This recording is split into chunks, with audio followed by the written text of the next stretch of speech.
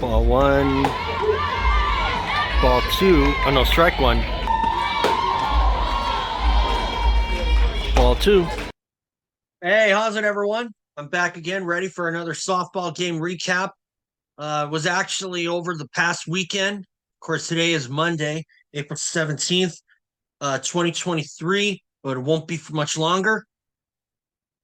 And of course, the University of Hawaii softball team went up against UC Riverside for 3 games, and Riverside is down near the bottom of the conference.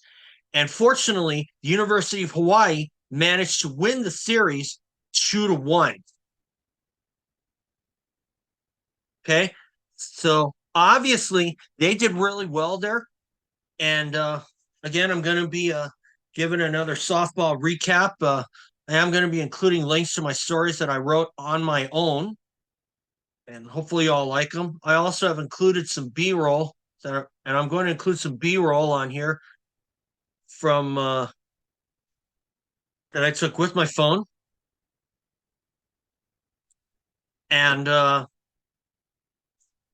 as mentioned, it was against UC Riverside, who's down pretty much near the bottom of the conference. And University of Hawaii, they won the series 2-1.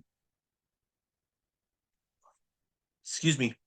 They had the first one sewn up, but unfortunately, they went cold in the final 2 innings, getting only 1 run. They were up 6-0 at one point, but in the final 2 innings, as I said, they had only 1 run scored. As for UC Riverside, they had 9 runs scored in the final 2 innings to stun the Bows 9-7. And in the second game, in the doubleheader, University of Hawaii managed to win the first one barely, 6-5 in 8 innings. Okay, in 8 innings it took them. And in the second game, they played much better and won it 7-1. So I've already given you the stuff. So anyway, hey, before we get started, I just want to say subscribe if you haven't. Again, I want to say subscribe. Helps the algorithm, helps me out. I'm definitely warmed by all the support.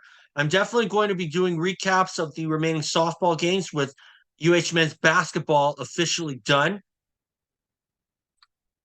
And just before we start, I also want to point out that there has been a bit of news regarding one of the transfer players, and that's Zorned, Kapolei product. He's transferred to UH Hilo, University of Hawaii at Hilo. Same thing that Cameron Ing did a season or 2 ago. So anyway, hey, Zor, shout out. Anyway, as far as softball is concerned, let's get started. There you go. Oh. Okay, UC Riverside. I actually believe that the University of Hawaii had the ability to go 3-0. Okay, instead they went 2-1, and of course the University of Hawaii needs a sweep of a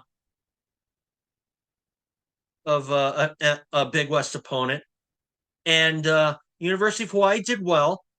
They did well, and we're going to talk about the first game first, and that was on April 14th, and that was on a Friday.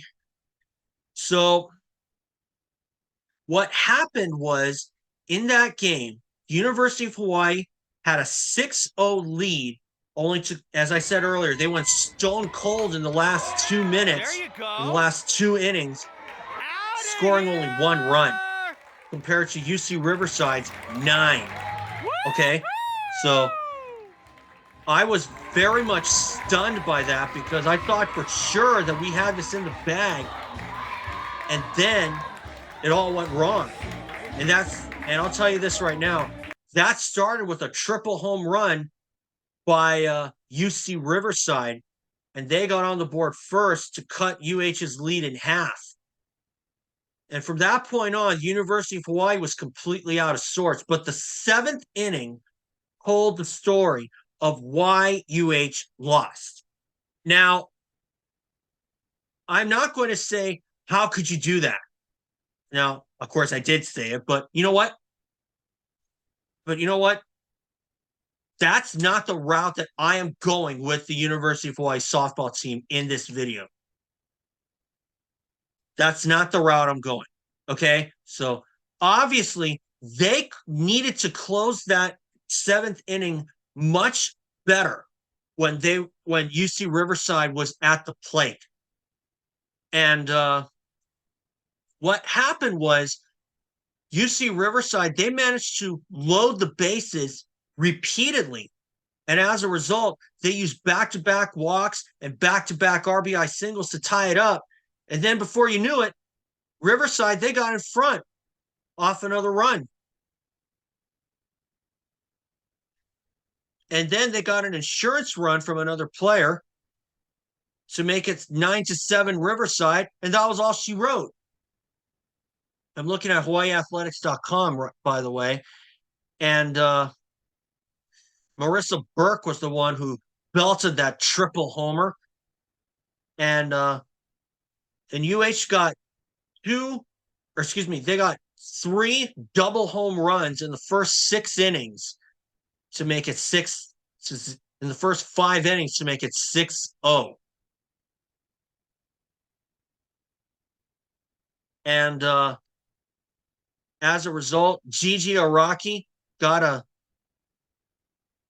the go-ahead run, and Taylor Burdette of Riverside got the insurance run that made it 9-7. And unfortunately, UH could not put anything together. So I went home in complete disgust. I actually was going to do a video on that one, but I decided to back off because I wanted to clear my head and not sound like I'm being so overly critical. But I will say this, though. University of Hawaii should have gone 3-0, but 2-1, yeah, I'll take it. That's okay. You know what? But you know what? The fact that they were able to come back with 2 wins in the doubleheader, I'll take that. Okay? So obviously I would give the Friday game, I definitely would have to give it a C+. But in the doubleheader, I would give them an A. But so overall for the series, I would probably give them a B+, because they let the first game slip through their fingers. And had they closed out a little bit more efficiently, they would certainly have gone 3-0. And the only time they've lost the series is to CSUN. They won the first game in 5 innings by the mercy rule, and then they ended up losing the doubleheader, and the second game was by the mercy rule. But fortunately, University of Hawaii did well in that doubleheader. Now, in the first game, I did think that we would have another bit of deja vu, because UH got out to an early 4-0 lead, and then they went scoreless for the next, after 2 innings. I will say this, though, they led 4-0. Okay? And in the first one, after the first 2 innings, they were 4-0, and then they went scoreless for 4 straight innings. And just when you thought it was going to be another, or at least when I thought was going to be another deja vu, where they let another game slip through their fingers to a team like UC Riverside, it didn't happen. And the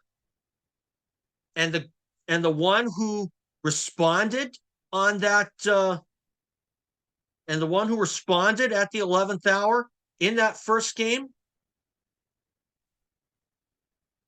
was none other than Izabella Martinez. I didn't get her home run, but she hit a home run. Oh, there you go. Yeah. And that was UH's first run since that second inning to tie it up at 5 apiece.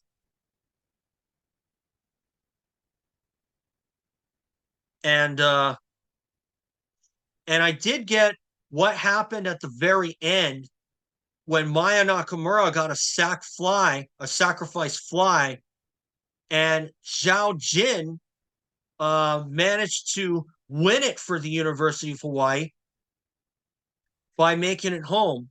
And I got that on play, and I got that on film right here.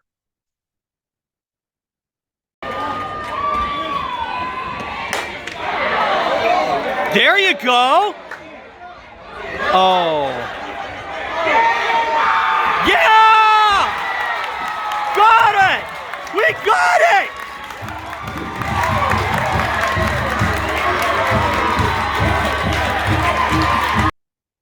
Yeah, you could tell I was very, very pleased that they were able to find a way to win that game. Because, not going to lie, if UH ended up losing that game, I probably would have left. I probably would not have stayed for the second game. But University of Hawaii, they did. They won. It was 6-5, and it took them 8 innings to do so. Now, I will say this, though. Last season, they almost coughed up a 10-1 lead against Cal State Fullerton, who was leading the Big West standings at that time. At one point, it was 10-1 last year after a Maialia Bethia grand slam put them up 9-1. Okay? And then the only time UH scored was a Brittany Rossi home run in the 5th inning. And then Cal State Fullerton managed to tie it up. And then we went to extras. And then Dallas Millwood saved the day with a walk-off double home run. And what happened here? Izabella Martinez hit that home run to tie it up for UH at 5 apiece. And then what you just saw a while ago was the winning run by Zhao Jin to make it 6-5 Hawaii in 8 innings. And I'll tell you, that second game, the fact that they won that game, that was a must. Because I had a very strong feeling. I had a strong feeling that if UH did not win that first game of the doubleheader, I would seriously have doubted that they were going to come away with the win in the second. But they did. They saved their bacon. And in the second game, University of Hawaii played much, much better. And what helped them out is the fact that Izabella Martinez continued her good fortunes with a solo home run.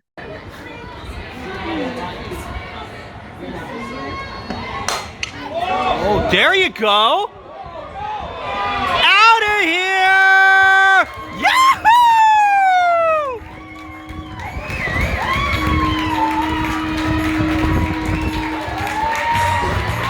Another bomber! Home run for the catcher, number 43, Izabella Martinez. And then she belted this grand slam right here. Oh, there you go. Out of here! Grand slam! You did it!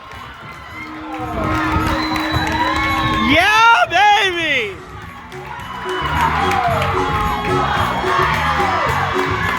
And another home run for the catcher, number 43, Izabella Martinez. Yeah, that was a very, very happy moment because at one point it was tied at 1 piece after Riverside got on the board in the 4th inning of that second game. And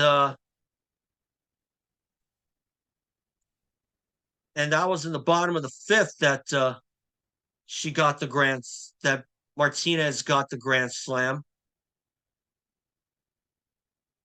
Yes, it was in the fourth inning that UC Riverside got on the board. But in the bottom of the fifth inning was when UH managed to put the game away. Thanks to that Bella Martinez grand slam. And I will say this though, another one who got an insurance run, Maia Bethia, because she got that run. Unfortunately, I didn't get that on film. But fortunately, UH picked up the pieces, they hit the reset button, and they came away with the doubleheader sweep. And with Martinez hitting 600, 6 for 10 for the weekend, that was enough to actually earn some more accolades from Bella Martinez, because for the first time ever, UH softball had someone win Big West Player of the Week back-to-back in Bella Martinez. And hey, props to her, because I'll tell you this, from what I saw from her, the fact that she can hit those dingers like that, she's got a lot of pop in that swing that will probably make Hau'ula native Jocelyn Alo jealous. Or possibly get Jocelyn Alo's attention. Because anybody who follows softball, I've only been going to the softball games for the past couple of years. Well, more like a year and a half, because I was assigned to them for Kaleo last year. And then I decided to start going to softball games after basketball season ended this year. And she played at Oklahoma. The University of Hawaii could certainly have used someone like her. But hey, it is what it is. But still, taking that series 2-1 is good, because I think what I saw was pretty much a repeat of the UC San Diego series, where UH dropped the first one and came back to sweep the second one, and Brianna Lopez got a no-hitter. And now Bella Martinez, well, she's showing she's got a lot of pop in her swing, and she's proven to be a valuable asset at the plate. So we'll see what happens. Next, UH goes on the road at Cal State Bakersfield for 3 games. They actually faced Bakersfield earlier this season in Las Vegas. That's where Maia Bethia calls home. And she's from Vegas. UH ended up winning in 6 innings, 14-6, I believe. Yeah, 14-6. It was on February 18th. And UH, they did well. And if this goes well, they should be able to take 3 at Bakersfield. So I hope they do. And they definitely needed some momentum and to take with them to Cal State Bakersfield. So I hope they come away. If they could come away with 3 wins over a team, I think that'll help them out in the series. It has to. They were picked to finish 3rd. Right now, I believe they're running about 5th, but there's still quite a bit of games to go. So next time UH will be home, we'll be on April 28th and 29th. And of course, I will be broadcasted on Spectrum Sports. I will be attending those games. Of course, if I don't have to deal with Supercross like I did the other night, I was going to attend the Santa Barbara doubleheader, but I ended up watching Supercross instead. So anyway, guys, that's it for today. I hope you guys will, and as I said, I hope you guys will subscribe if you haven't. Again, I will show some more of my B-roll just as we end this video. So anyway, guys, hope you all have a nice night, and well, I'm a Poner, everyone.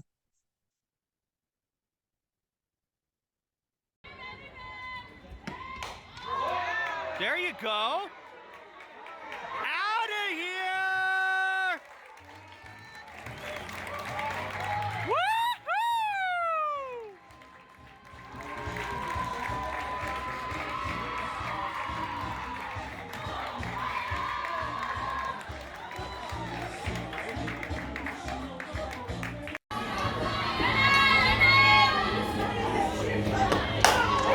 There you go. It's out of here! Yeah, baby! Yahoo!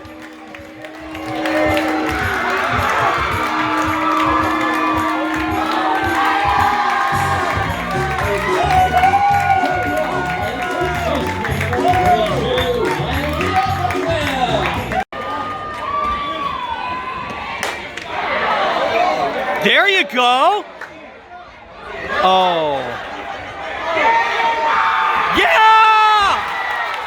Got it! We got it!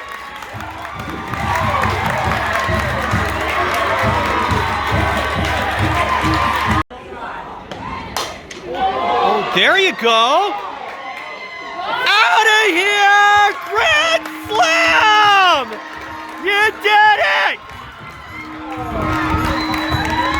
Yeah, baby!